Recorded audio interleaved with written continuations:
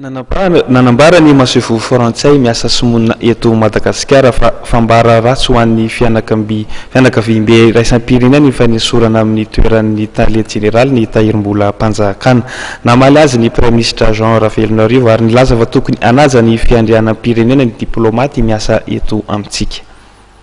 Karaha misy ny fanoloana olona na any amin'ny trésor na aizany misy azy na aizany atao dia azadiny fa fanjakana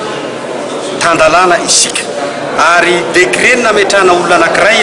dia décret koa ny makazy eo tsy misy olona natao hipetraka amin'ny toerana anankiray mandrakizay na ny tenako rehefa tonga ny fotoana na enim-bolana na 5 volana na taona 3 taona na 2 taona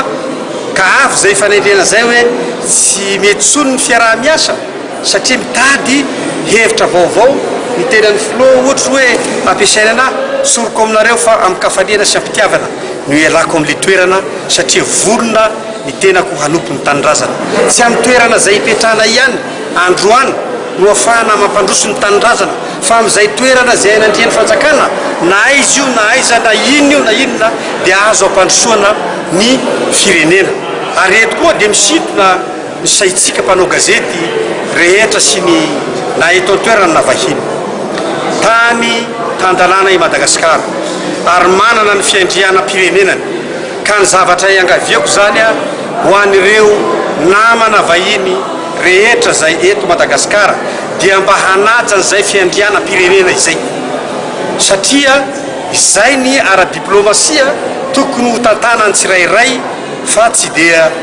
ny tenako zao tsy afaka hitsapaka any amin'ny fanendrena olona na ny raha-pirenena maorisiana noho ny fanajana an'izay fiandrianam-pirenena izay ka ny tenako zay miteny zany dia malagasy raisy reny ary mitazona ny malagasy ary zay voninahitry ny tanindrazana izay.